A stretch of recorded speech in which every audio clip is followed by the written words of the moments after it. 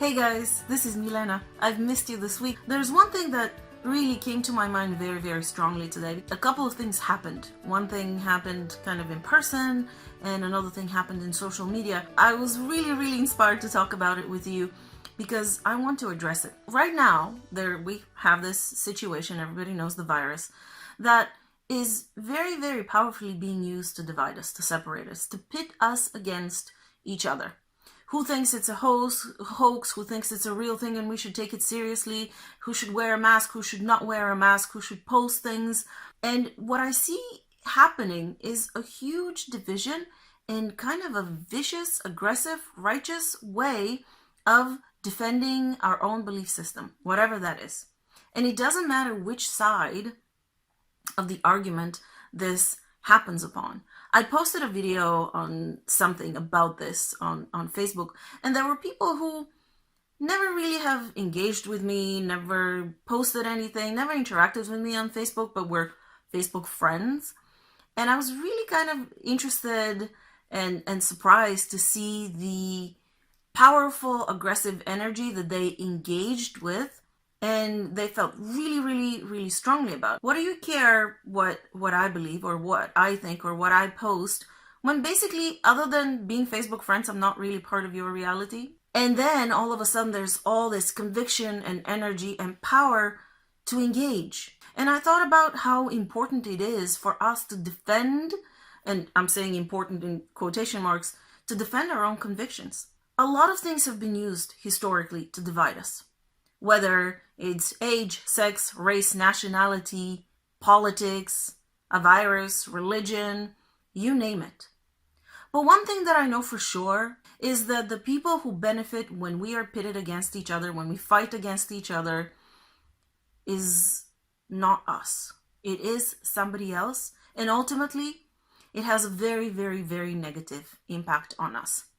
I'm sure everybody has heard the old Latin saying, divide et impera, divide and conquer, or divide and rule.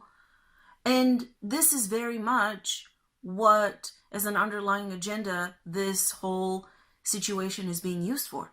All of that division is built on the premise, on the idea that people who believe something else, who see things differently, want and are able to harm us, to hurt us. Because subconsciously or consciously, we do understand that we live in a co-created reality, that we build it together. And we're thinking, well, if that person believes something that it's so opposite to what I believe and think or know, then they must be creating a world that is horrible for me, and the other party thinks the same way. Is there space for us to create and experience the reality that we want to co-create with our like-minded individuals? Is really reality and reality creation so small that we want to continue living in fear that others can create our reality for us, and they're very scary and they should be attacked or even eliminated if they believe something else? Is there a possibility and a chance of living and existing in a world where we create our own reality with like-minded individuals and we don't have to be hurt, affected, or harmed by others who experience things differently?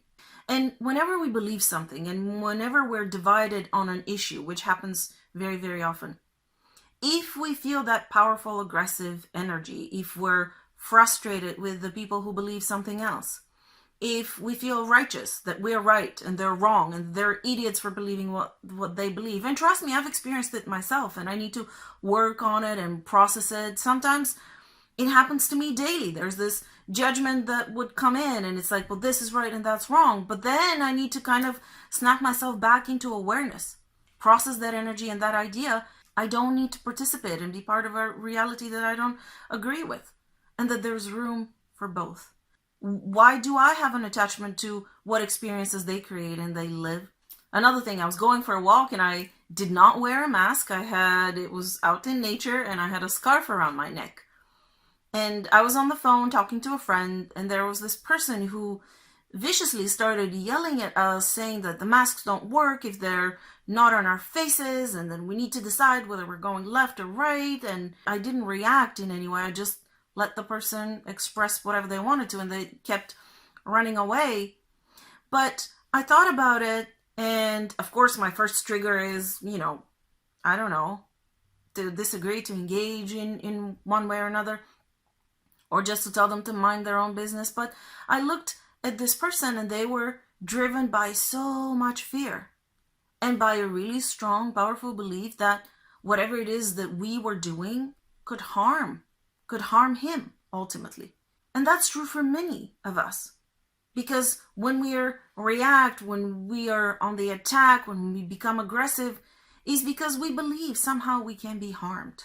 But what I know for sure is that we engage with that energy of opposition. The other person's wrong. How dare they? This is idiotic. This is so inconsiderate of others. We're engaging at a level that can never, ever, ever, ever have positive effects for any of the two parties involved. While we're busy doing that, who benefits from it and what else is happening in the world? And what happens if we become united? We're unstoppable and unbreakable.